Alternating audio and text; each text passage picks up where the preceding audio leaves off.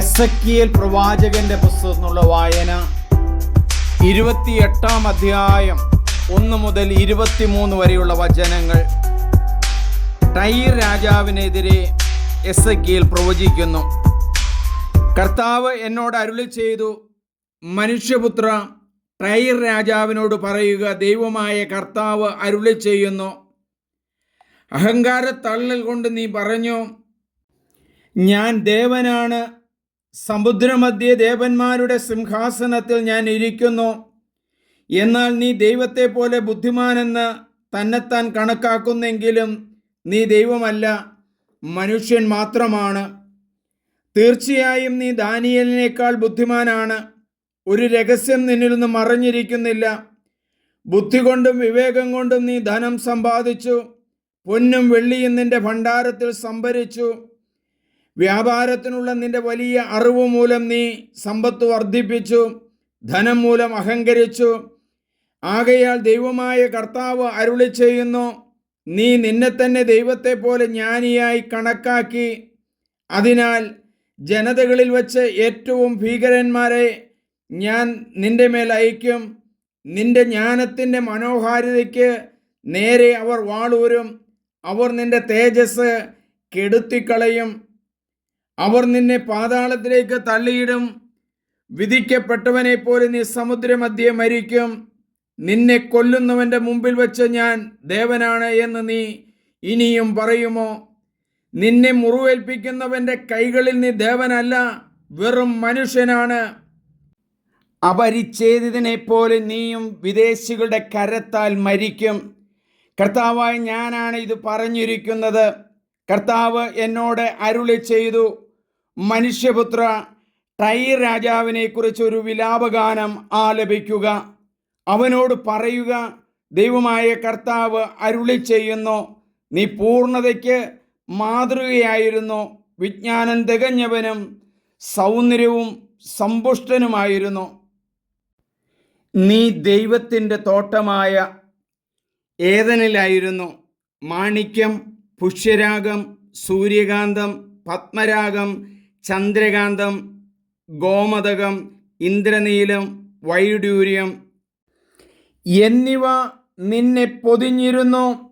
നിന്റെ തമ്പുരുവും പുല്ലാങ്കുഴലും സ്വർണ്ണ നിർമ്മിതമായിരുന്നു. നീ സൃഷ്ടിക്കപ്പെട്ട ദിവസം തന്നെ അവയെല്ലാം ഒരുക്കിയിരുന്നു. ഒരു അഭിഷിക്ത കെരൂബിനെ നിനക്ക് കാവൽ നിർത്തി. നീ ദൈവത്തിൻ്റെ വിശുദ്ധഗിരിയിലായിരുന്നു. തീ പോലെ തിളങ്ങുന്ന രത്നങ്ങളുടെ ഇടയിൽ നീ സഞ്ചരിച്ചു. നിന്നെ സൃഷ്ടിച്ച നാൾ മുതൽ അധർമ്മം നിന്നിൽ പ്രത്യക്ഷപ്പെടുന്നതുവരെ നീ നിഷ്കളങ്കനായിരുന്നു. വ്യാപാരത്തിൻ്റെ പെരുപ്പത്തിൽ അക്രമവും പാപവും നിന്നിൽ നിറഞ്ഞു. അതുകൊണ്ട് ദൈവത്തിൻ്റെ ഗിരിയിൽ നിന്ന് നിന്നെ ഞാൻ അശുദ്ധ വസ്തുവായി ദൂരെ എറിഞ്ഞു. നിനക്ക് കാവൽ നിന്ന കെരൂബ് തിളങ്ങി നിന്ന രത്നങ്ങളുടെ ഇടയിൽ നിന്ന് നിന്നെ ആട്ടിപ്പുറത്താക്കി.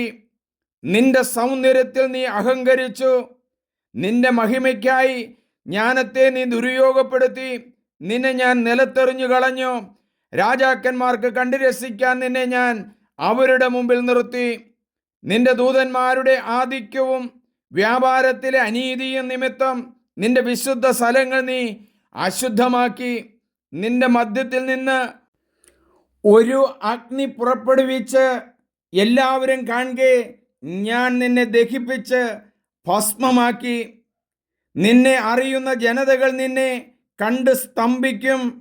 ഭീകരമായ അവസാനത്തിലേക്ക് നീ എത്തിയിരിക്കുന്നു. എന്നേക്കുമായി നീ ഇല്ലാതെയാകും. നമുക്ക് പ്രാർത്ഥിക്കാം. ദൈവമേ, അഹങ്കാരത്താൽ ടൈറിലെ രാജാവ് പറഞ്ഞല്ലോ, ഞാൻ ദേവനാണെന്ന്. തന്നെ സൃഷ്ടിച്ച ദൈവത്തെ മറന്ന് വലിയ വ്യാപാരങ്ങളിലും എല്ലാ തരത്തിലുള്ള സുരക്ഷിതത്വവും ആഡംബരവും നിറഞ്ഞ ജീവിതത്തിലേക്ക് അഹങ്കാരത്തോടെ ഞാൻ ദേവനാണെന്ന് അരുളി ചെയ്ത നിമിഷം മുതൽ പാപത്തിൻ്റെതായ വലിയ കോളിളക്കങ്ങൾ ആ മനുഷ്യൻ്റെ ജീവിതത്തിലുണ്ടായല്ലോ.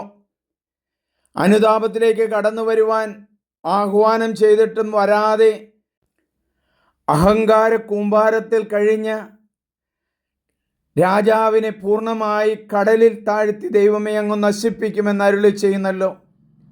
അഹങ്കാരം കൂടാതെ ജീവിക്കാനുള്ള ഒരു കൃപ ഞങ്ങൾക്ക് നൽകണമേ. അങ്ങയുടെ പരിശുദ്ധാത്മാവിനെ സമൃദ്ധമായി ഞങ്ങളിലേക്ക് ചൊരിയണമേ.